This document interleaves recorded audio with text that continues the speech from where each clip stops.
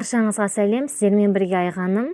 Бүгін мен сіздерге жаңа жылдық дастарханның көркін ашатын ең оңай шоколадты кекстің рецептін ұсынамын.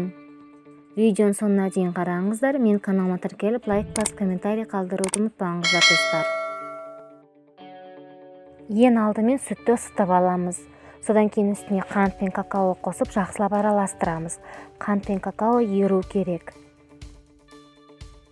Жақсылап араластырып болғаннан кейін бұларды шетке қоя тұрамыз, кейінірек қосамыз.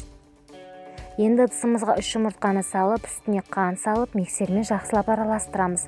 Аппақ болып көпіргенше жақсылап араластыру керек. Енді үстіне сұйық май қосып, тағы да жақсылап араластырамыз.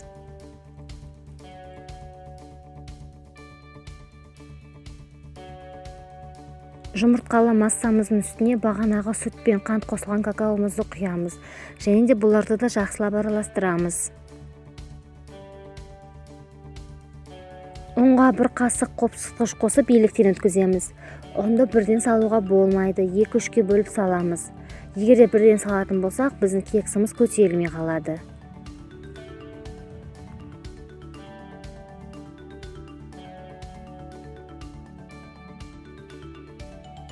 Бұл кекстің ортасына неше түрлі жеміс-жидектер, жаңғақтар, шоколадтар салсаңыздар болады. Немесе ештеңке салмасаңыздар да өте дәмді болады. Мен кішкене шие салдым. Мен кекс пісіретін формамды алдын ала сары маймен майлап алдым. Енді қызып тұрған пешке 30-40 минутқа пісіріп аламыз. Піскенін ағаш таяқшамен білеміз. Міне біздің кексіміз дайын болды. Формадан толықтай суыған соң бірақ шығарамыз.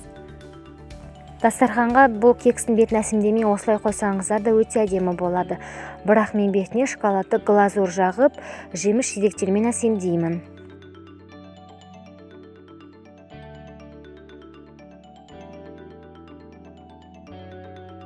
Достар, менің каналыма тіркеліп, лайк басып, комментарий қалдыруды ұмытпаңыздар.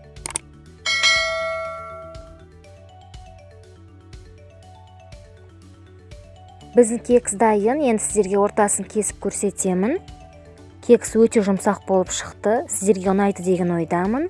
Ас болсын, сіздермен болған Айғаным. Келатқан жаңа жылдарыңыз құтты болсын достар.